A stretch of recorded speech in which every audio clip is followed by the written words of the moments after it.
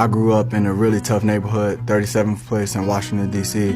I seen a lot of things growing up, probably a lot more than some other people. It was a tough neighborhood, and I just try to reach out to different kids to let them know that their future is bigger than their environment right now. I think, in life, there's always going to be times where you're not going to feel secure about a situation. You're not going to always be fully 100% secure about it. I mean, life is full of challenges, so if you run away from challenges now, then potentially as you get older, you'll just continue to run away from those challenges.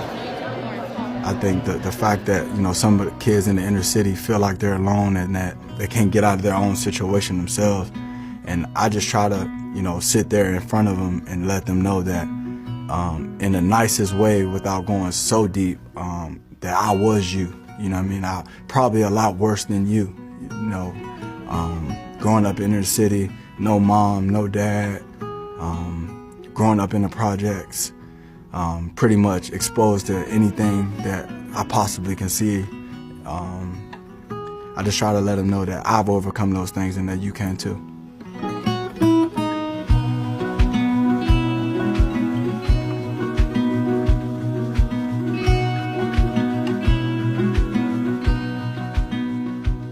I think, the platform that I have playing football, if I could bring awareness and help, someone that I care about deeply, then that's what I want to do.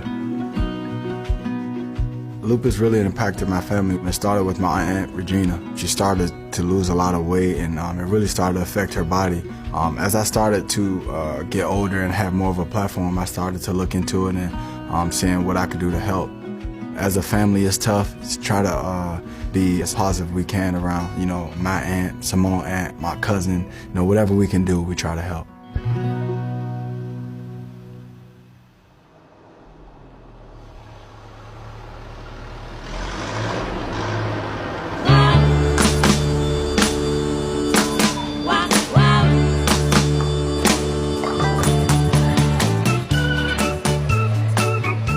Tuesday, I try to get up, take my boys to school, and probably go hang out, pick like Zap Zone or Dave & Buster's or something. I mean, that's a lot of fun for me too, so I enjoy those things.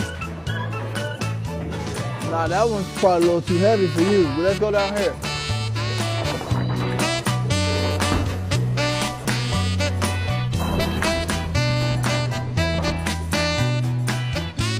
Oh, okay. Which one we want to play with then? You can carry one?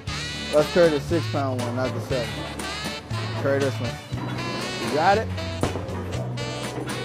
Tyler, my baby boy, he's grown up to be really, I would say, the heartbeat of our family, because whoever he's around, smile, he's dancing, laughing, but from the time he wakes up till the time he goes to bed. There we go. Get you a strike, Tyler. Get you a strike then, Tyler. Get you a strike then, Tyler. Oh, oh, oh, oh! Yeah, TJ, he coming for you.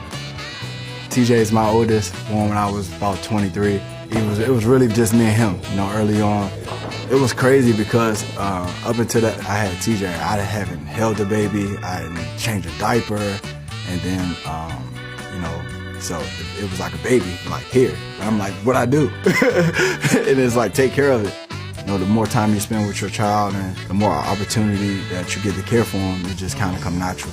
But it is an amazing feeling, and it really changes your life. Yo, yeah. All good jobs, hey? High five.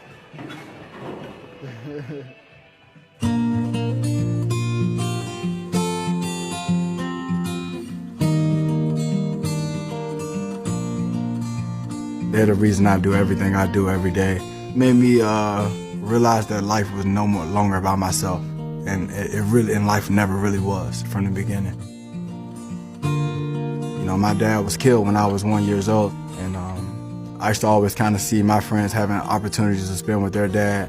I always promised myself when I had those opportunities and those moments to spend with my kids, I'm gonna make sure I take advantage of every moment we get to spend together. When my mom passed away when I was 12, we had to go through a whole process of, if we was going to be put up for adoption or was a family member going to take us. Of course, my grandmother took us right away. me and my sister, and I'm forever grateful for that, for her keeping us together. She's the rock of our family, was very strong in the church and always taking us to church. From, not having a father growing up, to my mother passing away, to, my granddad passing away right after the draft when I got drafted. The one thing that stayed consistent is God being there and bringing me through those tough times. Without, those prayers at night, hearing his voice, talking to me, giving me guidance, giving me peace. I don't know where I'd be without my faith.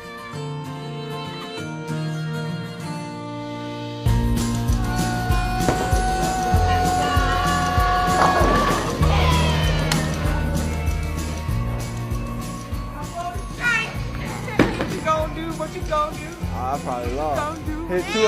Hit two strikes in a row. That's what I'm about to do. My wife, she's my biggest critic, my biggest supporter, my everything. She's really, she's been there for me through some tough times. So, man, believed in me when I didn't believe in myself. Been there for me when no one else was. She's truly a special woman, and I'm forever grateful for her.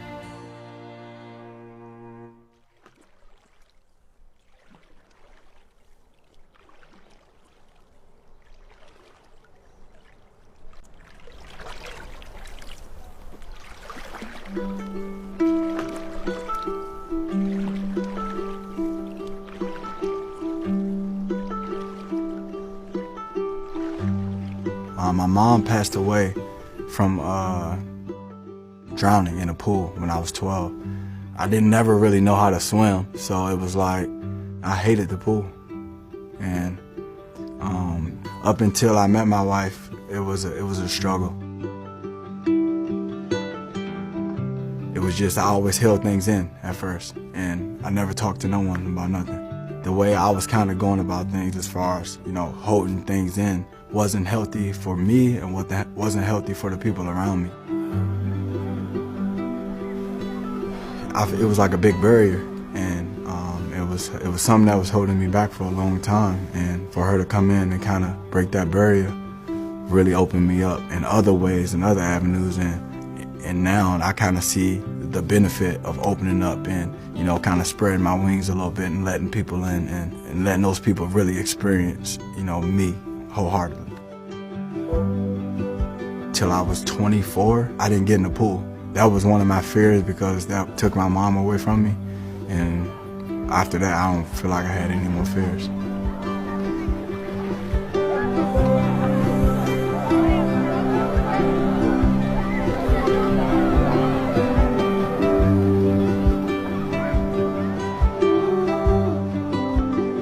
I am Tavon Wilson.